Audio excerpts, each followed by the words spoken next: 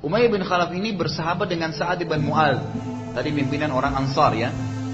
Waktu Sa'ad bin Mu'adz datang ke Mekah, gitu kan, kemudian lagi ngobrol sama Sa'ad bin Mu'adz, ngobrol sama Umayyah bin Khalaf. Jadi memang sebelum masuk Islam, Umayyah ini sahabat dekatnya Sa'ad. Kalau ke Madinah jadi tamunya Sa'ad bin Mu'adz, kalau Sa'ad bin Mu'adz ke Mekah jadi tamunya Umayyah bin Khalaf.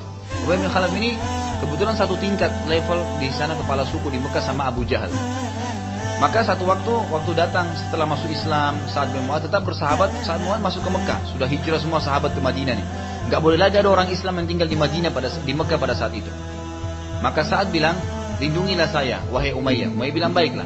Terus Sa'ad bilang, kalau Ka'bah sudah kosong, gak ada lagi orang mau tawaf, panggil saya, yang sampaikan saya mau tawaf. Saya nggak mau tawaf, ada orang-orang Quraisy yang tawaf, karena waktu itu mereka tawaf sambil telanjang, atau mereka sambil bersiul dan bertepuk tangan. Maka di malam hari Umayyah bin Khalaf bilang, wahai Sa'ad, sekarang sudah kosong Ka'bah, ayolah kalau kamu saya temani, ditemanin. Pas mau tawaf datang Abu Jahal. Abu Jahal bilang, wahai Umayyah, siapa bersama kau ini? Dia bilang, ini Sa'ad bin Mu'adz. Sa'ad bin Mu'adz terkenal pimpinan orang Ansar. Jadi kan, kata Abu Jahal, wahai Sa'ad, beraninya kau injakkan kakimu di Mekah ini.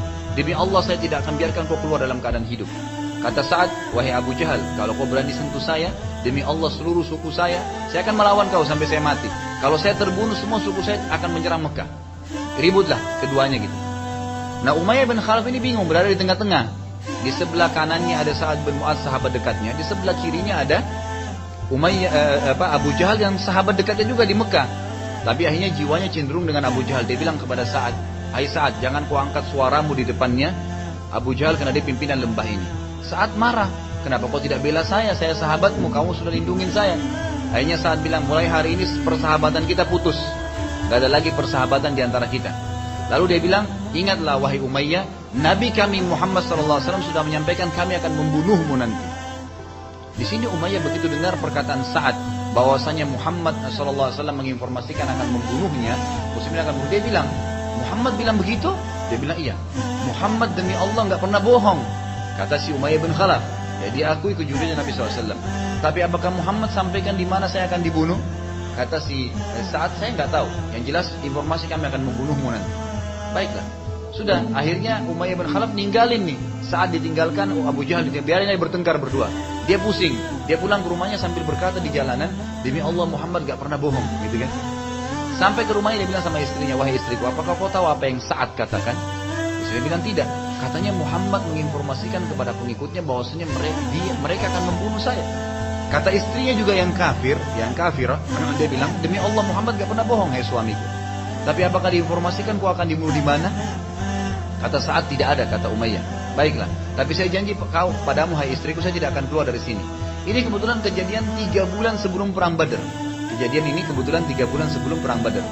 3 bulan kemudian perang Badar terjadi kan. Waktu Abu Jahal ngumpulin pasukan, ayo kumpul semua, kita bela kafilah kita. Semuanya siap-siap berperang. Hampir satu kota Mekah sampai terkumpul 1000 pasukan, kecuali Umayyah bin Khalaf. Umayyah bin Khalaf ini nggak mau. Tetap duduk aja dia depan Ka'bah. Kalau dia duduk berarti orang sukunya semua duduk, nggak ada yang ikut, gitu kan? Abu Jahal datang berkata, wahai Umayyah, kenapa kau nggak mau ikut? Dia bilang, hai Abu Jahal, kau lupa ya? 3 bulan lalu Sa'ad bilang apa? Bahwasanya Muhammad menginformasikan pengikutnya akan membunuh saya. Saya tidak akan keluar. Kata Abu Jahal, itu cuma perkataan saja, bohong. Bagaimana bisa kau percaya? Dia bilang, tidak, pokoknya saya tidak mau keluar. Abu Jahal tahu nih, kalau Umayyah nggak keluar, berarti prajurit orang sukunya Umayyah juga nggak bakal ikut. Dia pulang ke rumahnya, dibakar dupa, yang kebetulan dupa itu khusus untuk perempuan pada saat itu. Cuma perempuan yang pakai. Di Mekah kalau cium bau itu bau wanita nih, gitu kan. Dibakar punya istri dia diarang, dibawa ke dekatnya Umayyah, dibilang, hai Umayyah, tatayyab, nih pakai minyak wangi ini. Umayyah marah, kenapa kau kasih minyak wangi wanita? Dia bilang, kau kan wanita, tidak mau ikut berperang. Nah, karena dipancing emosinya, dia tepis arang itu, kemudian dia pulang ke rumahnya, dia bilang sama istrinya, berikan saya baju perang.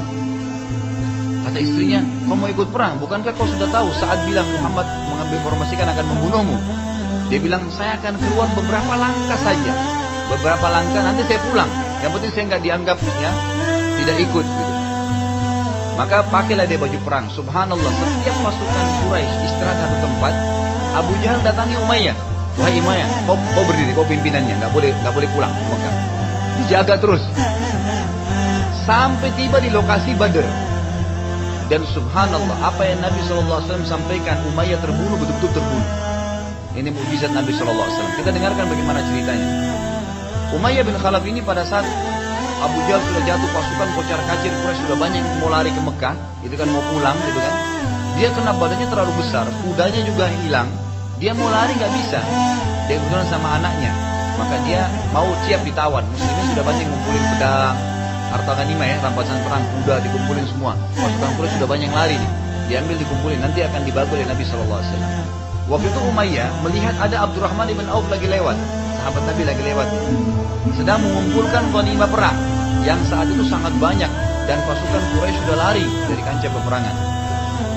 Abdurrahman saat itu sedang memikul cukup banyak baju besi dengan tujuan menaruhnya di kemah pasukan muslimin sebagai ghanimah. Lalu dia niat akan kembali lagi mengumpulkan sisa ghanimah yang ia mampu kumpulkan. Tentu kan ghanimah itu diambil, ditaruh di sebuah tempat, nanti pimpinan perang yang akan membagi rata kepada mujahidin. Umayyah lalu memanggil Abdurrahman, dan dulu waktu di Mekah sebelum Abdurrahman bin Auf masuk Islam, dipanggilnya itu Abdul Wud. Wud ini nama berhala, artinya hamba berhala gitu.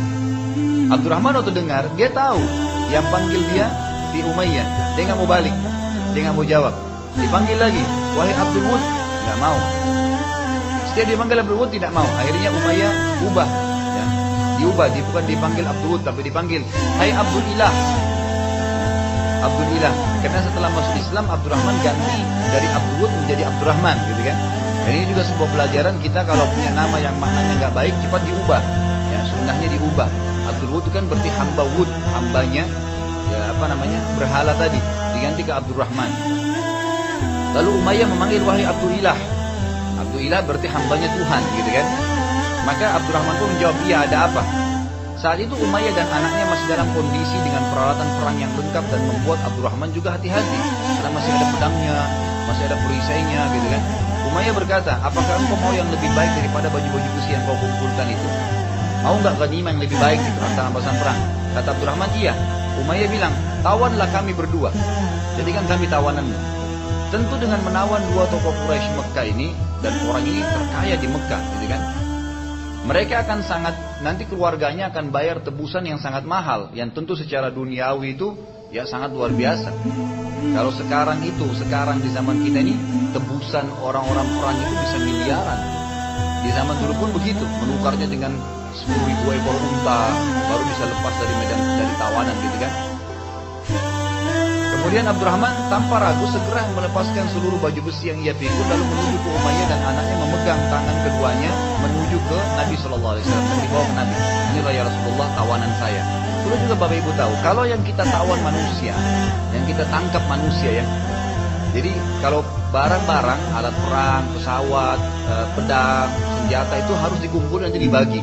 Tapi kalau manusia yang kita pegang jadi tawanan kita, maka itu menjadi budaknya muslimin. Jadi Abdurrahman untuk pegang Umayyah itu kesannya jadi budaknya dia, gitu kan? Yang bisa diperjualbelikan sama dia. Nah, ini jadi sesuatu yang mahal bagi Abdurrahman. Dipeganglah. Kata Abdurrahman, ini kisah. Tahu nggak Umayyah bin Khalaf ini siapa? Umayyah bin Khalaf ini dulu tuannya Bilal. Jadi yang menyiksa Bilal ini Umayyah bin Khalaf nih, yang taruh batu di dadanya, yang nyiksa Bilal ini dia, gitu ya, Umayyah bin Khalaf. Saat sedang jalan, Abdurrahman memegang tangan ya si Umayyah bin Khalaf ini dan anaknya kiri kanan mau bawa ke Nabi nih, ya Rasulullah tawanan saya, gitu kan. Yang terjadi di tengah jalan ketemu sama Bilal. Bilal pada saat melihat Umayyah tertawan, langsung dia bilang, pemimpin kufur Umayyah bin Khalaf, demi Allah, kalau bukan kau yang mati, saya yang mati. Kata Bilal. Gak ada lagi ceritanya. Dulu kamu di paling banyak siksa muslimin. Saya akan membunuh kau, hai Umayyah. Abdurrahman bilang kepada Bilal, jangan sentuh wahai Bilal, ini tawananku.